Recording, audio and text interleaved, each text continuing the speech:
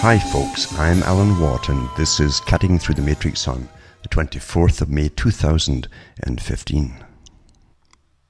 What a marvellously contrived artificial reality we live in. It really is marvellous because you got to marvel at the incredible work that went into creating this fake reality with all its fake news and fake reasons for things happening.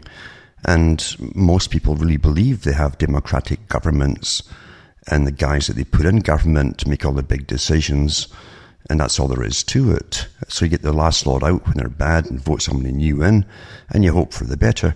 But nothing changes because you go through this long agenda of international meetings and treaties being signed into law with further provisions for contingencies of continuity for the next step and the next step in every single part of every contingency. So you're living in a big business plan. I've always said this. And the big media, of course, is all part of it to give you the fake reality, to make you think that things are just happening as you dawdle on down through time. And that they're happening by themselves. Of course, nothing's further from the truth. Because it takes a lot of planning to get even the free trade agreement for the North America Union into being. It took years of planning and negotiations before you had the first signing of it. And then NAFTA, same thing there. All done again by the private organisation, drafted up even for the governments to sign by the private organisation, CFR, Council of Foreign Relations, and Royal Institute of International Affairs, which is the same body actually. So we're living through the big plan, of course, and they're going to the global system now. That's where we're heading. In fact, we're in it, really. And now we're just getting the big regional blocks cemented together through finances and financial treaties and things like that, and mass immigration across all borders as borders go down. That was always the plan, which was published over 100 years ago. But again, the mainstream make you live in today. Just think about today. Don't look at the past or the history of anything. Just look at today. And so you get a fake reality by doing so. The same thing with the massive plan that was again, I should say, reiterated of using the weather as a catastrophe, basically. The man's brought it all on himself, bad weather, by the Club of Rome, the big think tank that worked for the United Nations, another front organisation, of course, for the Royal Institute for International Affairs, private club, CFR, private club. I've mentioned so many times about the IMF being created by the same organisation, this private club, and the Bank for International Settlements, the big one, is to manage the finances and the currencies of all the whole planet, basically, all business exchange, everything. So it's going all to plan, and this is the century it was all to be accomplished in.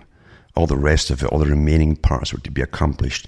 They used the 20th century for the cultural changes, the indoctrination through the school, so the children would be prepared for the changes and be all for the changes without really knowing what they really were or why they were coming to be. They're all given nicey stories, Disneyland fashion, and they're all for it. You always change the culture for all the big changes. So you grab the children in school, that's awfully important. And when they grow up, and these changes come to be, I think it's all quite natural. They don't think it took a lot of planning and people did it and have got other plans alongside it and other reasons for doing so. That's how well organised the whole of society truly is. And it's not as difficult as you might think, because if you have a warfare strategy, you look at everything you need to take over in order to make it work. And the first thing is definitely at the minds of the public. You do so by owning all the media, and you do so by fiction, the kind of fiction, the stories you put out there, what you embed in the stories, weaponized if you like, that'll stay with the people as they grow throughout their years, from children to adulthood and old age even. And you must grab the youth at school and teach them every part of it. And so, of course, for years and years, I've been teaching the children about sex education, which eventually went into different forms of sex education, as you well know today, to create a different world for the future and to change society through marriage and all the rest of it. In fact, even the abolition eventually of what used to be called the normal marriage. That's obsolete now. So the family unit was to be destroyed as we recognized it years ago. we are always trained and prepared in advance for the changes before we hear of them, in fact, so that you'll be all for it, or even just neutral. You won't care one way or another when you hear one thing being proposed, a new bill, new law, whatever it happens to be. But the same thing with the globalization and the amalgamation of the whole planet. There's nothing new in the techniques that are used, except the techniques that were used nationally in some countries for years and years, and now used internationally on everybody from the same source, actually. That's how it's done. But I have to laugh, as I say, about the weather thing and how they blame man for causing all the bad weather. And therefore they'd have to change the way that every single individual lives by managing us from birth to death on an individual basis. Your life would be predestined to an extent. In fact, you wouldn't get born down the road. That will come unless they actually need you for the system. And you can go even further back into the old technocracy group, which was incorporated as a stratagem to use on the world planning system. And if you go into technocracy, they talked about that too. They could blame mankind for disturbing the ecosystem and so on. And so therefore, in order to save humanity, they'd have to take over humanity's role in living on the planet in a very minute, expertly run fashion. It's a very, very old plan. And your lives really are dictated, and what's going to happen in your lives is dictated by people you'll never meet, way above even governments too, because governments rely heavily today for almost every aspect of running themselves on expert and private organizations, think tanks that are run by private foundations, which are owned primarily at the top by the big moguls of the planet, the richest families on the planet. That's what we live in today. So yeah, you're to blame for the weather and so on. And because this year too, they're going to really play it up and cause some real abnormalities, which is child's play today, to make sure that the average Joe is going to say, my God, what's wrong with the weather? Because this is the year for signing the big international treaty to give this organization the right to run your lives from birth to death. Literally. With all its energy taxes and carbon taxes across the board on everything you purchase, etc., etc., etc. This is the big one. So they've got to really play it up. But it's interesting to me, I mean, they just dropped the global warming, which they used as a drumbeat for years, because now that nature isn't complying with them, and they sometimes call it climate change. Meanwhile, we're going into June here, and where I am in Ontario, I had 7 degrees below freezing last night. And it's been like that 2 or 3 times over the last couple of weeks, in fact. And to get more to come as well. So, so much for global warming. It doesn't matter. See, reality doesn't matter. Facts don't matter when it comes to the big agenda. Facts really don't count at all. It's what the experts at the top tell you. And you're going to believe your own critical thinking and what you've observed yourself, or you're going to believe your lying eyes and your lying freezing skin, or you're going to believe the experts. That's how bad it is today. Most folk actually, even though they are freezing, will turn around and believe the experts because they've been trained to believe in experts. Bertrand Russell said that back in the 50s, that the public shortly will be unable to even change the diaper on a child without expert advice and training. Something that happened for hundreds and hundreds, if not thousands of years. You need experts, and it's happened already. You've got to have all these different postnatal clinics and all that kind of stuff to teach them. They don't have that clue. They don't trust it themselves, their own common sense anymore. And that was all intentional. But folk truly today, and the internet's helped too, of course, by anything you need to know, look up the expert on any topic. And, well, they must be right, they're experts. Who says they're experts? Who says so? And of course, that means you yourself are just a dumb, stupid little animal at the bottom who can't even trust your own instincts and observations. Now, I've always been fascinated by how the techniques are first written about for inside members. And you get a hold of these old books, if you look carefully enough for them, where they decided what kind of world they were going to bring in 100 years ago and down through the years since then. They still publish them. Everything is truly in plain view, but it's called the open secret. It's an open secret in so much as they publish the things if you know where you look and what you're looking for, but they don't publicize it in the mainstream newspapers. They don't make a big stink about it. And it's true, you think about the mainstream newspapers and television and so on, they tell you what to worry about. They tell you what not to worry about. That's why we worry. We worry about things happening across the planet in insignificant little places. There's nothing you can do about it. But they won't tell you to worry about the things you really have to worry about, like what they're going to do to you in the meantime as you go through all these different crises that must be implemented to shape the opinions of the general public as to why the whole of their existence must change. That's what the whole point of this is. The bank crashes didn't happen out of the blue. The banks didn't lose a penny at the top, all big money lenders. And it's going to happen again. And that's what all the little nervous hype is about that you're given to get you kind of nervous and get you ready for something.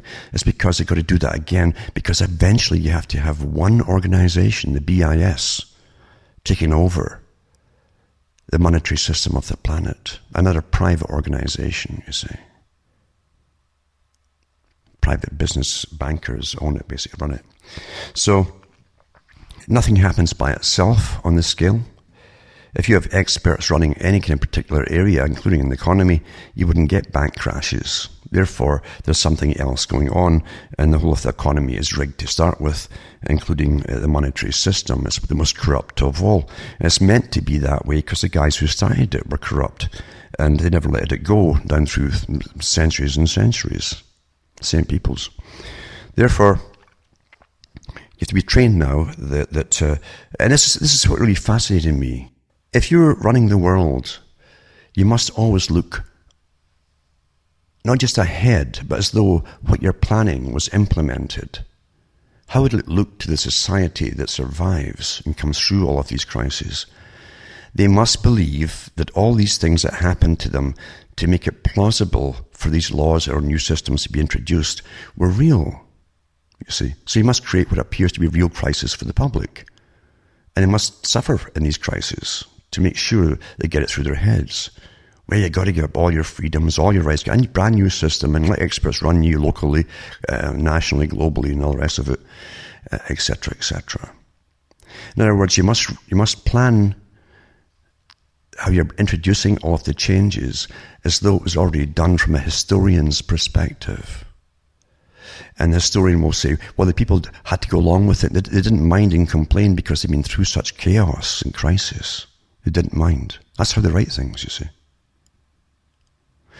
So that's the system we're going through right now. This is the century of change.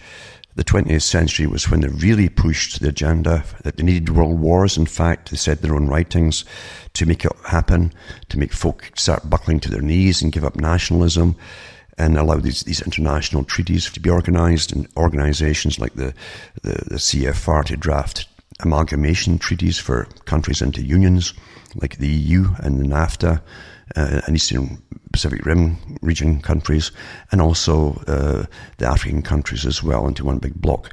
This is the big plan, of course, but you need a crisis to make it happen. So world wars were great for it. Now it's an age of terror, you see, and that'll be with you until they have the brand new system worldwide all worked out and implemented. Now, everyone knows across the world pretty well, but the US's form of homeland security with FEMA and all different agencies involved, fusion centers, etc. But what they don't know is that every country involved in these alliances pass the same laws at the same time for the same systems, and they have their versions too. And I've mentioned that every couple of years, or 3 or 4 years sometimes, the British think tanks that work for the military strategy come out with their reports, which go into, and all the recommendations go into effect, and the army must comply and change as various priorities for the future. And you mustn't disregard the ones from the past. They're all part of it. The one in 2008 I put up on my website at cuttingthroughthematrix.com. It has lots of, it's got the PDFs from the think tanks reports and so on for the military. And this is for NATO countries, not just Britain, about what to expect in civil unrest and all the rest of it, and flash mobs and how to deal with them, etc., etc. Population control and reduction, all these things are in it, actually. Now, here's another part of that, and it's to do with the Army 2020, I think they call it, part of the 2010 National Security Strategy, and it's part of the 2020 plan that they have. But this new part it goes on to 2010 and updates it too, to do with, again, the fusion centres and all the rest of it too.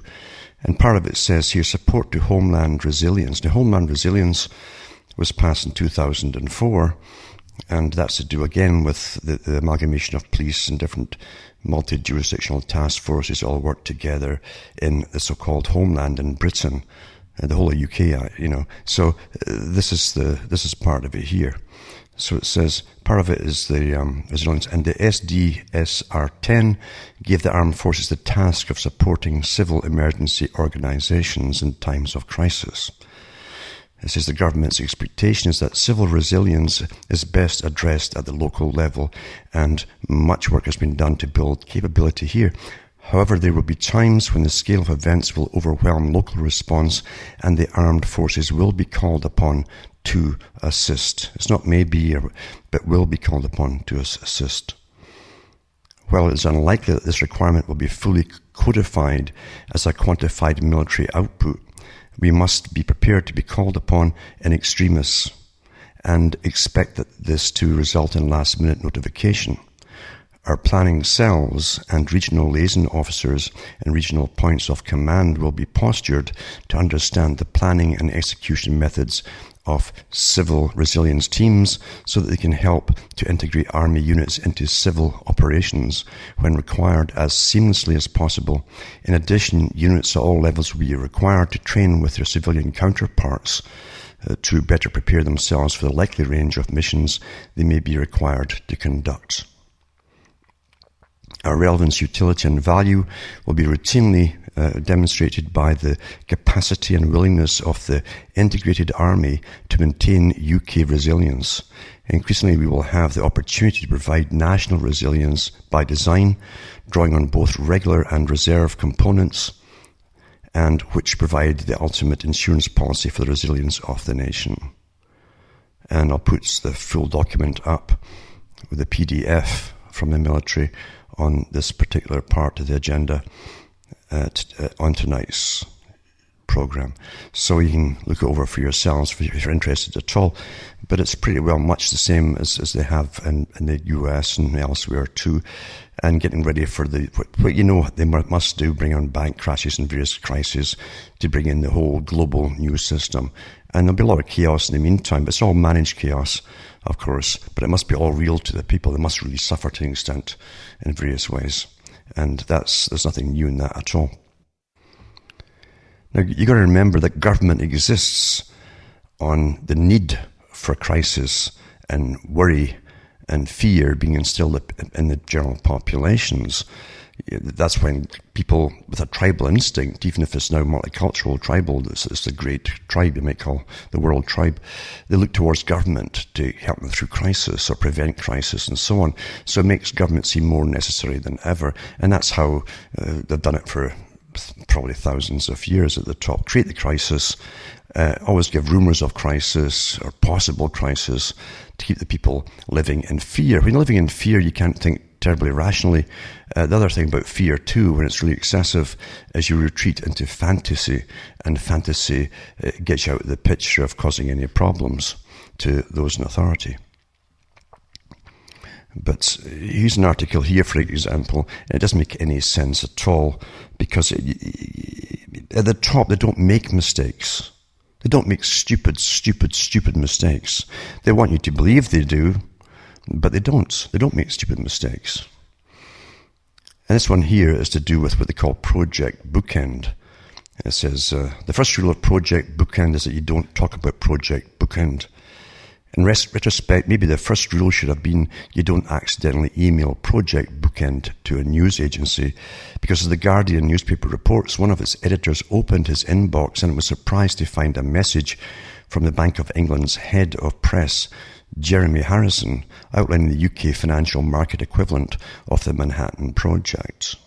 Project Bookend is a secret, or was a secret, initiative undertaken by the Bank of England to study what the fallout might be from a potential Brexit, Brexit. But if anyone asked what Sir John Cunliffe and a few senior staffers were up to, they were instructed to say that they were busy investigating a broad range of European economic issues. So, as his Bank of England officials secretly researching the financial shocks that could hit Britain if there's a vote to leave the EU. The bank blew its cover Friday and accidentally emailed details of the project, including how the bank intended to fend off any inquiries about its work, direct to the Guardian. According to a confidential email, the press and most staff in Threadneedle Street must be kept in the dark about the work underway, which has been dubbed Project Bookend. Members of Parliament are likely to ask whether the bank intended to inform Parliament that a major review of Britain's prospects outside the EU was being undertaken by the institution that acts as the UK's main financial regulator. Carney, who's the head of it, is also likely to come under pressure within the bank to reveal whether there are other undercover projects underway. Officials are likely to have kept the project under wraps to avoid entering the highly charged debate around the EU referendum, which has jumped to the top of the political agenda since the Conservatives secured an overall majority. Many business leaders and the pro-EU campaigners have warned that Brexit, that's British exit, would hit British exports and damage the standing of the City of London. That's the financial establishment where they're all in this actual 1 square mile city of London. The email indicates that a small group of senior staff are to examine the effect of the Brexit under the authority of Sir John Cunliffe, etc., etc. So that's supposedly what was emailed by mistake to the Guardian. And if you believe that, then you believe anything, which most folk unfortunately do. They don't make mistakes like that, folks, at the top. This is another thing to keep you all on edge and terrified. And, oh my God, we need government more than ever to sort things out. The last thing you want, if you want anything done at all, never mind efficiently, is to have government do it for you. That's really the last thing you want. Also, we know too that China was set up by the West, just like everything else in the last 150 years is set up by the West. And you'll find that they're saying that China will grow larger. Well, big deal, eh? Like we didn't expect it to happen. And to do with, again, the same boys who set up the International Monetary Fund, etc., and the Overseas Economic Development Corporation, which is a strange semi-private organisation that borrows money on your behalf, the taxpayers, to give to third world countries, which actually goes to international corporations to set up in those third world countries. They get it all for free, and then you're left with the tab to pay off the debt that was borrowed in the first place. That's the con of it all under the United Nations. Now they're bringing out something similar in China, of course. And believe you me, it's not going to be a competitor at all. It's only part of the strategy for the whole planet. And eventually they'll probably bring them all into one new system called something else again, instead of the IMF and the International Financial Institution of China. They'll actually have a different term for it when it's totally global. Because it's all owned by the same shareholders at the top, I guarantee you. But it's called the Asia Infrastructure Development Bank, or AIIB. It's poised to become a real alternative to the current development banking system, such as the World Bank, the International Monetary Fund, and the Asian Development Bank. But unlike the incumbent institutions, it will not be led by the United States. And while its working capital of $50 billion is smaller than that of the World Bank, which is $2.2 trillion, or the Asian Development Bank, which is $160 billion, it has managed to attract 57 potential founding members, many of them traditionally attached to US allies. In fact, despite concerns, US pressure, its European allies have all joined as founding members of the new bank, alongside its erstwhile enemies such as Russia and, of course, the BRICS countries. Well, it's meant to be that way. That's why they set it up. It's the same top shareholders and big boys at the top that manage them all. There's no... Understand, you already have globalism, folks. All the rest of it's posturing and nonsense to keep you in the dark. You already have this because if you were to run the world too, and the whole plan was obviously to control the whole world, you got to have the same guys controlling the financial system across the whole planet, and they already do. They've had it for an awful long time. And they set up these institutions, they put the cash in, and they reap the harvest of them. That's really what happens. And I'll put this link up tonight too for that. Another article here, interviews says BRICS bank may change world power. Absolute rubbish. It says Canadian expert, it says. So again, expert, there's that word there. See that expert? Makes you cringe, eh? It's a Canadian expert hailed the BRICS nations' recent decision to establish a development bank, saying the bank could potentially lead to some significant changes, including a shift towards a multipolar monetary system. Now, who is this expert? Remember I told you before about CIGI? Again, the CFR for Canada, that is a big, massive think tank. Also has a good part of university they use too, in Waterloo. And they're into international governance in many different levels, of course. Again, private organisation, because everything that runs us today is totally private, not your government, you see. Anyway, it says, Domenica Lombardi, an expert in global economy from a Canadian think tank, told Xinhua in a recent interview that while the economic significance of the new development bank was yet to be seen, many were debating the possible impacts. It says, for the BRICS economies, Brazil, Russia, India, China, South Africa, the new bank has been a long time coming, said Lombardi, director of the Centre for International Governance Innovation, Global Economy Programme. So you understand, this is another branch of the CFR that drafted up the Free Trade Agreement for Canada, drafted up the NAFTA agreement as well, handed it to the governments to sign into law. And they belong to the Royal Institute of International Affairs group at the top, based in Britain. And they set up the IMF, BIS, and all the top central banks for Europe and all the rest of it. So it's the same bunch, private. You don't vote for these guys. You don't even know who they are. Most folk are completely ignorant they exist. And here they are again, giving you an expert to give you your opinion. It's going to become your opinion on what this BRICS bank is going to be, you see. So it says here, the BRICS Development Bank is noteworthy in that respect because it really is the first concrete initiative that comes out from the BRICS summit, Lombardi said. With the creation of the bank, things are about to change for the emerging economies, which now have proven that they can create something together by converging their interests. The expert said that although the BRICS members had a very important role in today's world economy, they've been unable so far to galvanize their economic power into political clout. But now with the creation of the bank, things are about to change for the emerging economies, which have now proved that they can create something together by converging their interests, he said. And so on, and so on, and so on. But don't be worried about it, because it's a done deal. And everything is a done deal long before you hear the terms or supposedly any fake debate about things. Meanwhile, in some of these great countries like India, of course, the BRICS countries, things are bad. I mean, I read years ago on the air when the Rothschilds, it was Synergia or another company, but it's one of these companies that are like Monsanto. They have the modified seed, the genetically modified seed, and all the pesticides that go with it, all the special ones you got to use, and how they literally, first of all, they bankrupted most of the farmers across India, literally from north to south, by economic strategy. Then they took up their farms, bought them over for peanuts. There's mass suicides of farmers and all the rest of it. And then the big agribusinesses took it over. And the documentary specials about now the groundwater is so poisoned with pesticides, and they got all the problems you now have in the West in a very short space of time. Well, now here it says crop loss in India. It says Indian farmers forced to sell their children to survive. It's the authorities. And it says the farmer from Mohanpura village in central India's Madhya Pradesh state has seen unseasonably heavy rains and hailstorms destroy the crop after crop while he fell deeper into debt. And I'm telling you that weather warfare is a very old technique. It's way beyond the old cloud seeding stuff of silver oxide that they used during the end of World War II.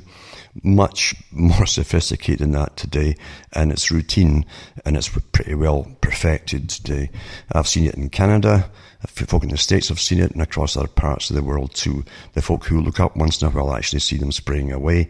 You can actually see them changing the weather by the day. And after a while, you know what they're going to do. They're going to use either dispersant, which is going to give you drought, and the clouds that come in simply disperse by, it's amazing you stand and watch them disperse into nothing very quickly, or else they cause them to rain. They can do one or the other.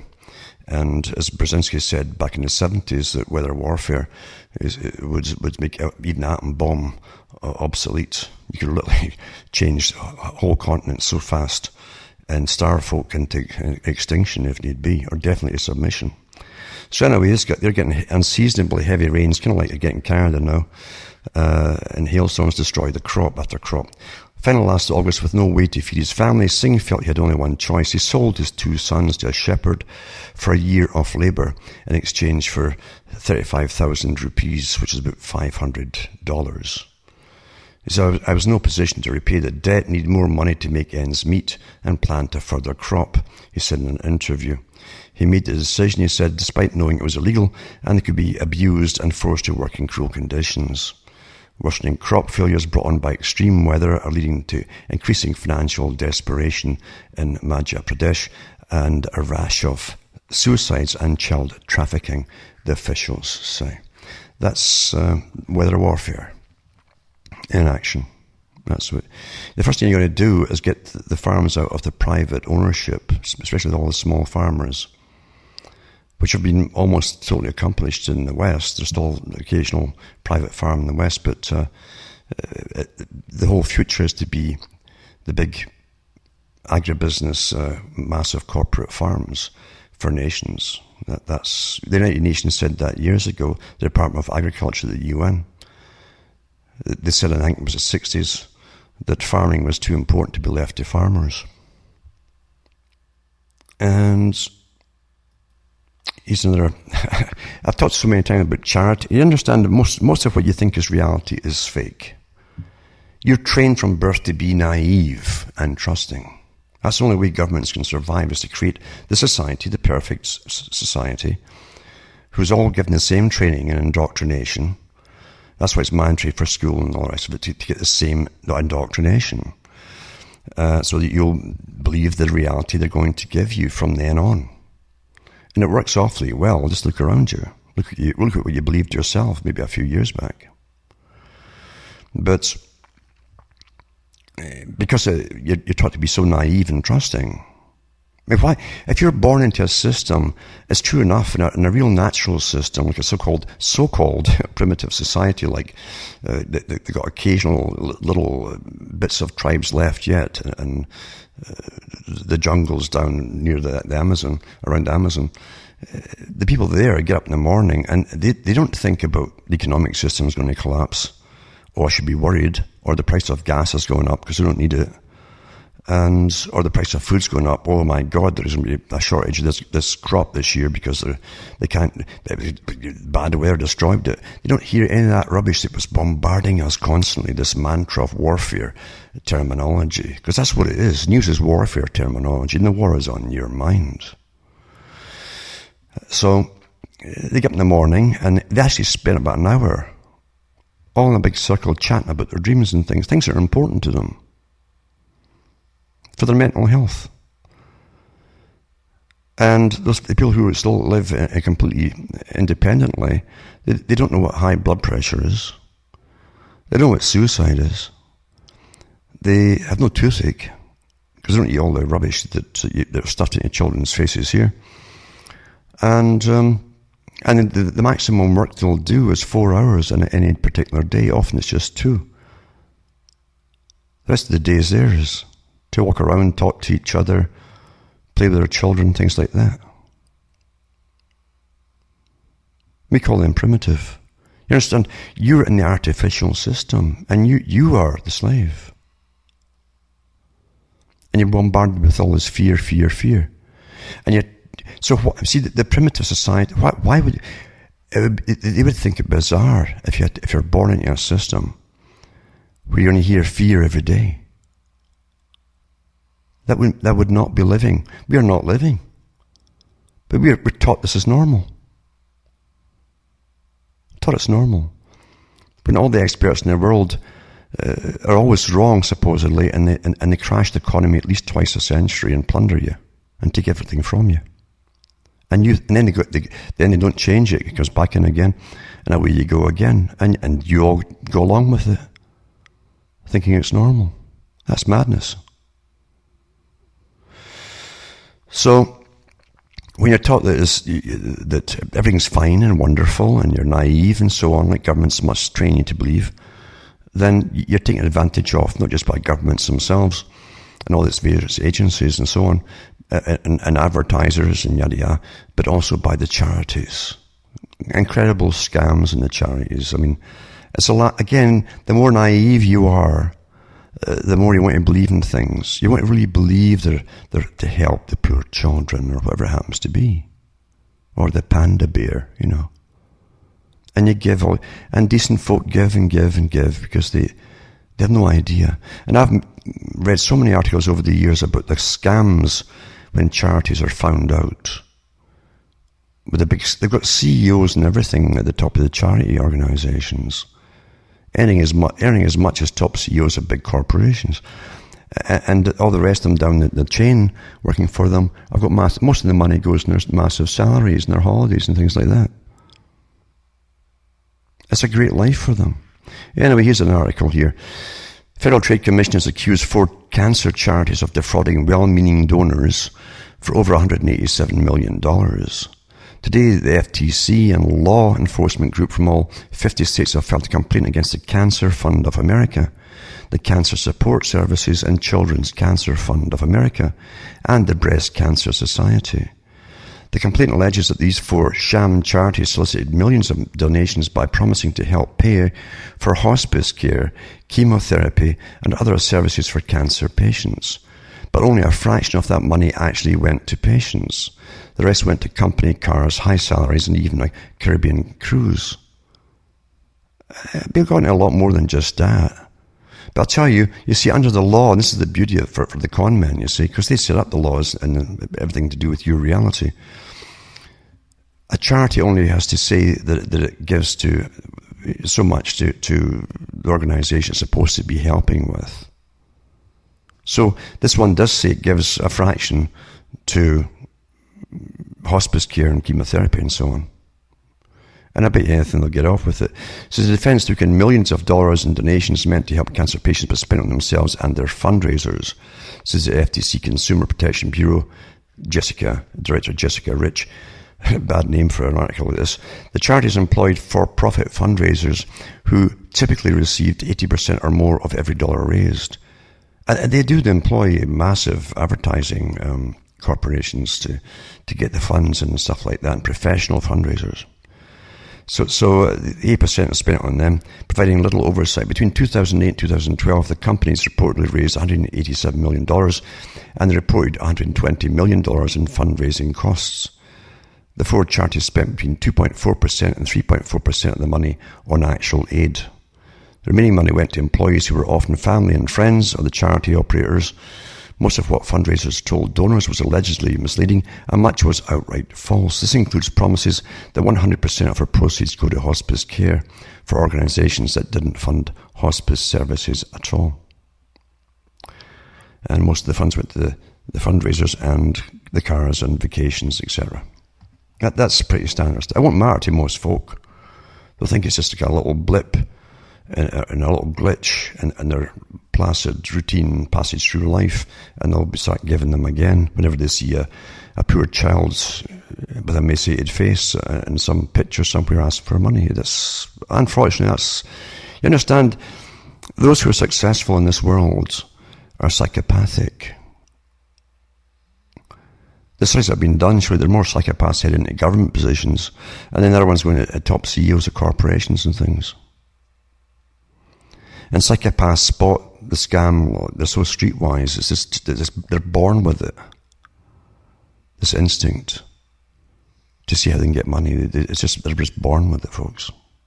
And they have no moral conscience whatsoever, so they have no problems implementing their little scams, or big scams for that matter. Sad, isn't it? But that's the world you live in. Now, over the years, I've also talked and read from books, very good books, on the coming police state, things like that, and the militarization of the police in various countries. And again, this is part of the big global agenda for the new freedom. Remember George Bush came up with that term, the new freedom. It's a very old term because, again, going back to technocracy in the 1930s, that's when which was adopted by the Rockefeller brothers and brought into the CFR agenda too.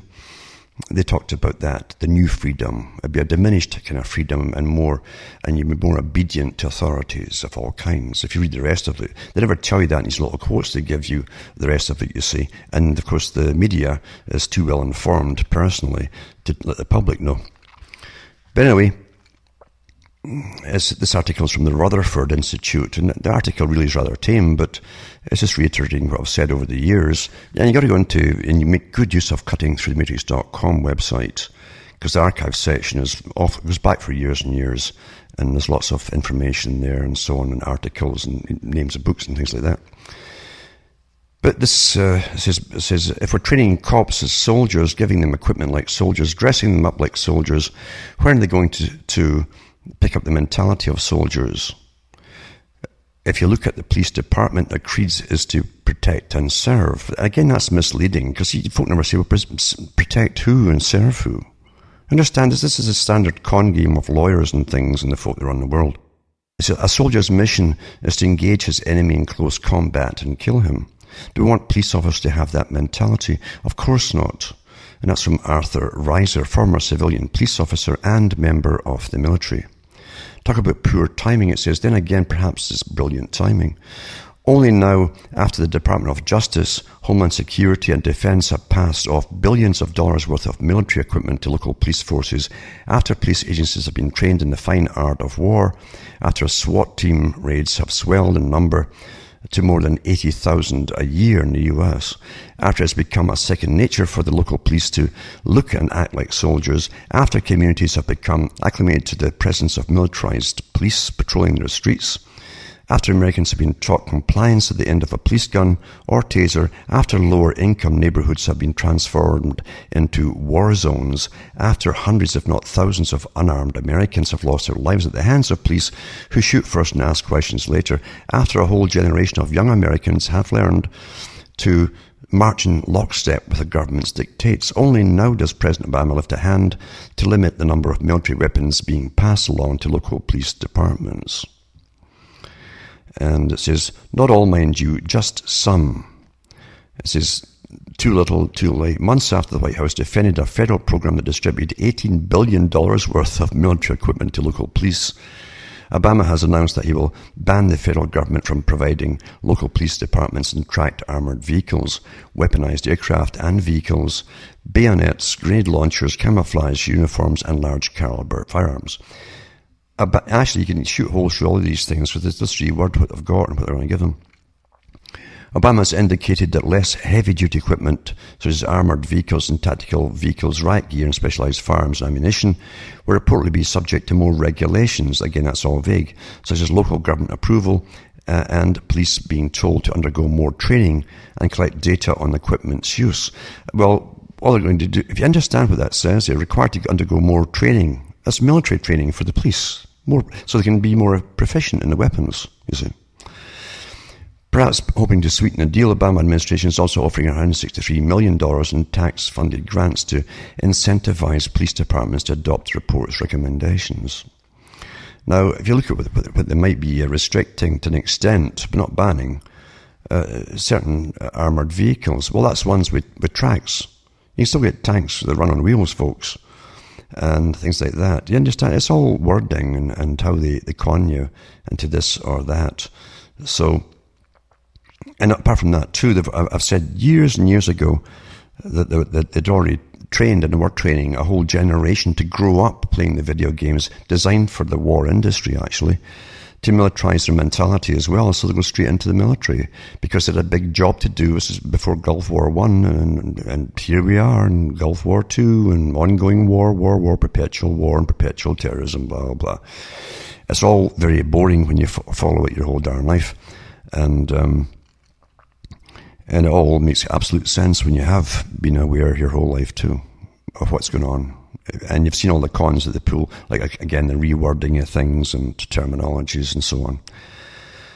So I'll put these articles up tonight. And also, this little article too, is just, again, often little articles to do with you're being spied on, I think are simply reinforced till you accept. You just accept things, you see, that you're being spied on, and you think it's quite normal to be spied on, which most folk today do. Sad, isn't it? That's how domesticated we are. It says Canada and its spying partners exploited weaknesses in one of the world's most popular mobile browsers and planned to hack into smartphones via links to Google and Samsung app stores. Top secret document obtained by CBC News shows. So electronic intelligence agents began targeting UC Browser, massively popular application in China and India, with growing use in North America in late 2011, after discovering it leaked revealing details about its 500 million users. Their goal in tapping the browser and also looking for larger app store vulnerabilities was to collect data on suspected terrorists and other intelligence targets, and in some cases implant spyware on targeted smartphones. But of course, now they admit that they're using it on the whole darn public. It's only one backdoor into things. They've already built them into the brand new computers regardless. Now, you're never going to get any communication device today, electronic communication device, that isn't set up to be used by government agencies and security agencies and all different kinds of agencies. You won't find them electronically. I don't care how much money you spend or anything else, or all the con games of all the anti-spyware, etc., and programs you can buy. They're meant to be open, so you are an open book to your owners, basically, those who own you. And we're all owned, actually. Whole nations are owned, always have been. And the first thing to have total security at the top and your ownership of everybody else underneath you is to have all their data on them at all times. Everyone must be utterly predictable at all times. That's why they constantly update the virtual you into a virtual game in the Pentagon, for instance, of every citizen. From all the data that they collect daily on you, from your texting and what you look at in Google and all the rest of it, and your preferences for what you watch and what hobbies, everything goes into that virtual you, so they can play little war games on it and little like the movie The Game, kind of like that, but with Michael Douglas in it. It's a very good movie, that, actually, but only if you do it in a computer format, basically. A virtual format, you can see how that would work too. They actually play that kind of game on you, the virtual you that they have in the Pentagon, with all your data. And they have all the Canadian citizens there too, by the way, with this UNAFTA data sharing. Anyway, back to this article here. It says their goal is tapping and so on is supposedly to collect data on suspected terrorists. No, it's to make sure that everybody is predictable. If you change your habits in any possible way, what you're looking at or talking about, they want to know. They want to know why. Are you starting to think? You could be a problem if you're starting to think. You could be a problem down the road. Especially if you can actually collect data, remember it all, and put it across in a coherent manner to other people. Then you could be a problem. I'm not kidding you. That's what it's all for, folks. You know. And back onto the Trans-Pacific Partnership. This other further integration. Remember, that was the old plan put out by the Milner Group, the Lord Alfred Milner Group, that helped bring in World War I, actually, and World War II. And they wrote about it at the time, the need for world wars. And from that group, they became the higher group of the Royal Institute for International Affairs, which is branches across the world called Council on Foreign Relations, and other names too for other countries, but it's all the same world organization run from London today. But it says, they said they did a total world integration financially and all the rest of it, and through trade agreements. That's how they'd bring it all in. Then they'd merge every country's laws, ready for amalgamation into trading blocks, and then the trading blocks will further go on through treaties to merge more laws and rules, getting it ready for total world global integration. So anyway, it says now that President Barack Obama has finally been given authority to negotiate trade agreements on behalf of the US government without further congressional intervention, chances are that the Trans-Pacific Partnership negotiations will quickly conclude. And it's just been passed, of course, by the US Senate votes. This is another article to grant Obama the fast-track power. So the US Senate votes on it, so it's a done deal. And it's interesting too, a lot of numbers and so on. This is fast-track power on trade deals to help wrap up 12-nation Pacific Rim Pact. That's how they did the EU Union, or no, the European Union. It was 12 nations supposedly in it. That's why they still kept the 12 stars on the flag of the EU flag for the Parliament building. Even though there's vastly more in it, they won't add the numbers of stars to it. And here you got 12-nation Pacific Rim Pact, which of course are going to bring on every little island in it eventually. And there might be dozens, if not hundreds of them. But they'll keep it at 12. And they'll have a new flag for it too, by the way. Anyway, it says it needs trade promotion authority to complete Trans-Pacific Partnership. It's an economic alliance. That also encompasses all your national laws too, by the way, because you've got to change them all for the economy. That all changes everything. Everything comes from economy, money. Yeah. And if it enacted the TPA, which of course it is, would apply to deals negotiated by Obama's successor.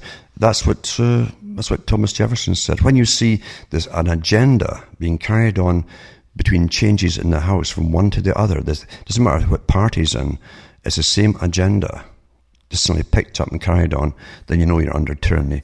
Well, that's what the United Nations was set up to do, all their treaties, and the World Trade Organization, which is a private organization, again set up by the Royal Institute for International Affairs. A private organization. So, it says here that President Barack Obama scored a major victory Friday when he was Senate vote to give him the fast-track powers that would help wrap up negotiations. So now they can't change or amend anything at all, never mind even see it.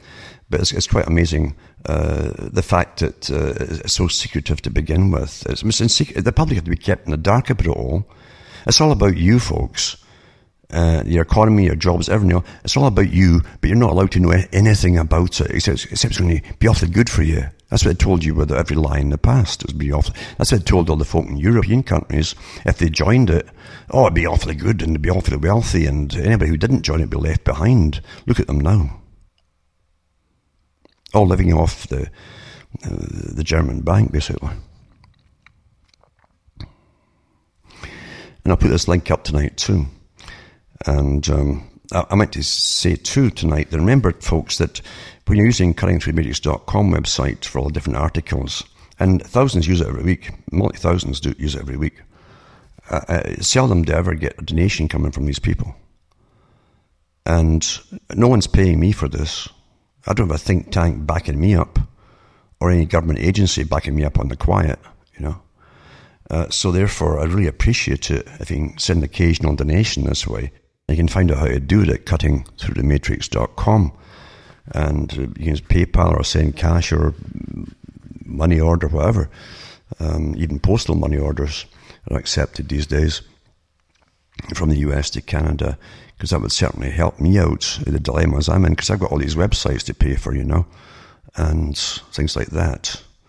And I'll also be churning out a whole bunch of books, hopefully, if I get the cash raised up for them all, because it's going to cost quite a bit to get them all printed. And again, they'll be used mightily across the world. Like, there's even universities use them. There's even some professors write to me from different universities across the world who use my talks over the years in their courses at university. So, but I don't get any money for it. So, I'm not a wealthy guy at all. I put so much into this, and there's been a lot of sacrifice over the years. I'd really appreciate any help that you guys are willing to give me. Be awfully grateful for that indeed. And what I try to do is deprogram you all to show you that you can think for yourself. Start trusting yourselves to think for yourself. Start using your own eyes and ears and logic and all the rest of it. And don't wait for some expert to come up with his fantastic training who will knock you off course with your own reasoning. Because they're trained in that.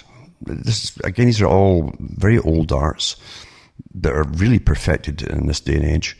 And they know how to use terminology and neuro-linguistic programming techniques and so on to literally disable you when need be, and then reprogram you. And it happens all the time.